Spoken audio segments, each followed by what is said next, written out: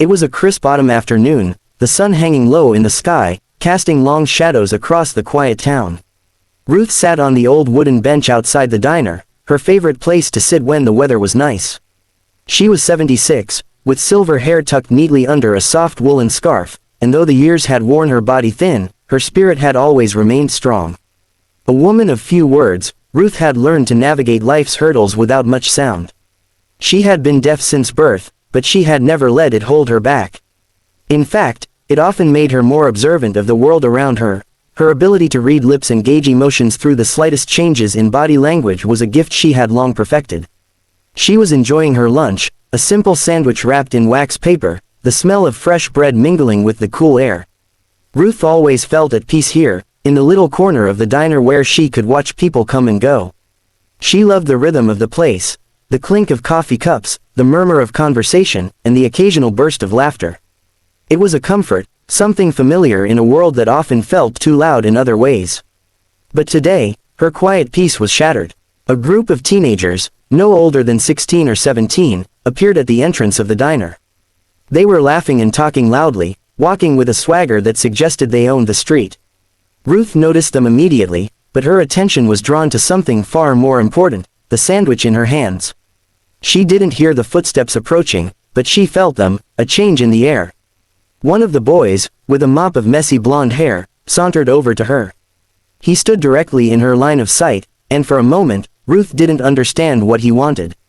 She looked up at him with a polite smile, raising her hand to her ear, as she always did when someone tried to speak to her. But the boy wasn't speaking. Instead, he began to mock her gestures, moving his hands in exaggerated motions, trying to imitate the way Ruth communicated. His friends, standing a few paces behind him, burst out laughing, and Ruth's heart dropped into her stomach. She had dealt with ridicule all her life, but this was different. This was cruel. Confused but trying to remain composed, Ruth lowered her hands and turned back to her sandwich. She hoped they would go away, that they would leave her in peace. But that was not their intention. One of the girls in the group, a tall brunette with a sneer on her face, snatched the sandwich from Ruth's hands and tossed it onto the ground. The group erupted into more laughter, their voices sharp and mean. Ruth froze, her hands shook, and her eyes darted from the sandwich to the faces of the teens, each one of them smiling wickedly. She couldn't hear their laughter, but she could see it in their eyes, the satisfaction of someone too powerful to be stopped. Ruth stood up slowly, trying to gather herself, but her old legs trembled. She had never felt so vulnerable in her life. Before she could regain her balance, the boy with the messy hair pushed her back down onto the bench. The force wasn't hard, but it was enough to knock the wind from her chest. The entire time, they filmed her, capturing the moment on their phones as she sat there, confused and humiliated. Tears welled in Ruth's eyes, but she quickly wiped them away, trying to hold her dignity. But inside, something had shifted. The world that had always been quiet now felt unbearably loud, filled with laughter and mockery. Ruth's world, once calm and peaceful, had been invaded by their cruelty, and she didn't know how to fight back. But then, in the distance, there was a new sound, a rumble, like thunder approaching. It was deep, vibrating the air, and for the first time that day, Ruth's ears caught the sound of something different, something powerful. The rumble of engines grew louder, echoing through the town's quiet streets like a storm rolling in from the horizon. Ruth's attention, though still fixed on the teens who were laughing and jeering, was suddenly drawn to the approaching noise. She didn't know what it was at first, just a low, vibrating hum that seemed to shake the ground beneath her feet. But the bullies didn't notice. They were too busy filming their victory, their cruelty bubbling over in cruel chuckles and insults. Ruth wiped the tears from her cheeks, feeling the sting of humiliation in her chest.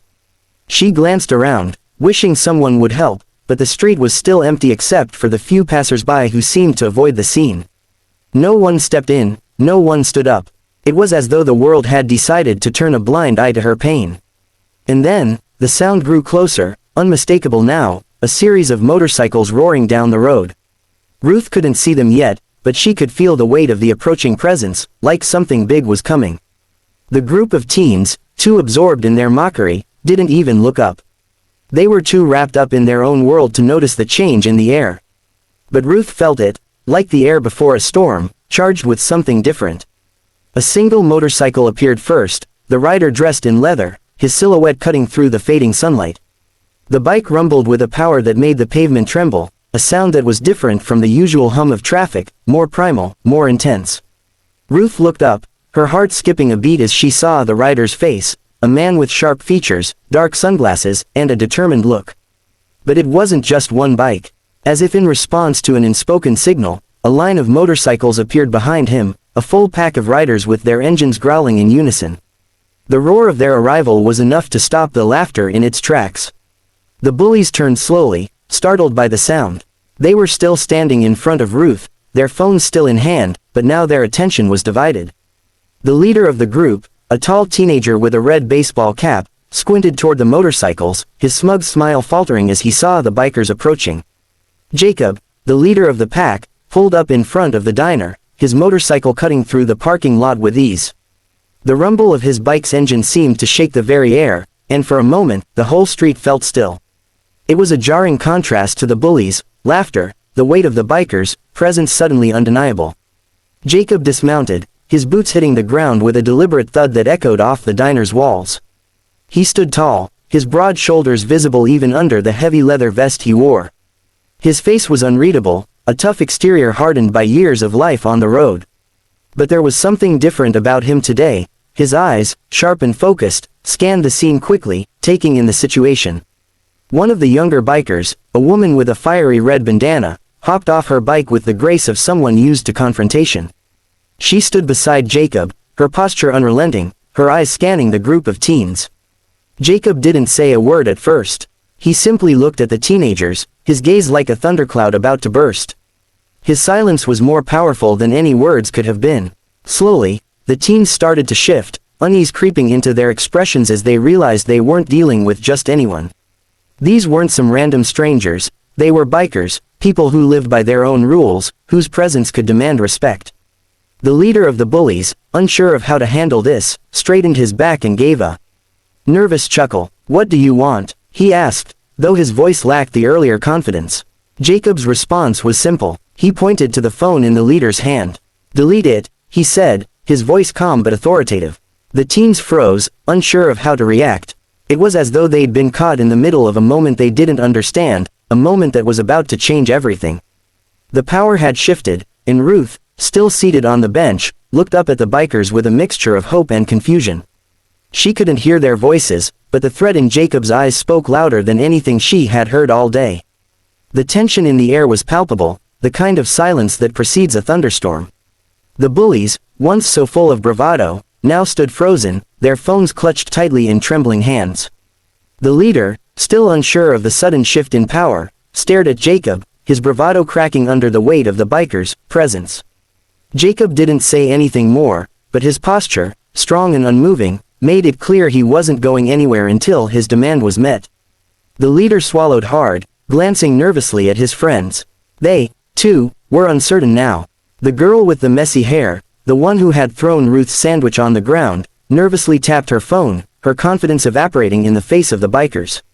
She exchanged looks with the others, but no one spoke. Finally, the leader of the group, his hand shaking slightly, lowered his phone. He looked at Jacob, then back at his friends, who all seemed to hold their breath in anticipation. Slowly, almost hesitantly, the leader navigated to the video they had filmed of Ruth, her distress captured in heartbreaking clarity. The boy's thumb hovered over the delete button, and for a long moment, it seemed as though he might back down. But Jacob's gaze never wavered, and the weight of his presence loomed over the entire scene. With a trembling hand, the bully pressed delete. The sound of the video disappearing from the phone's screen was almost louder than the silence that followed. The bully dropped his phone to his side, and his expression turned from defiance to embarrassment. The rest of the group stood motionless, the reality of the situation settling in. Jacob didn't take his eyes off them as they stood there, the silence stretching on until it was almost unbearable. His voice, when it came, was calm but firm. "You think it's funny, mocking someone who can't fight back? You ever stop to think about what it might feel like to be her?"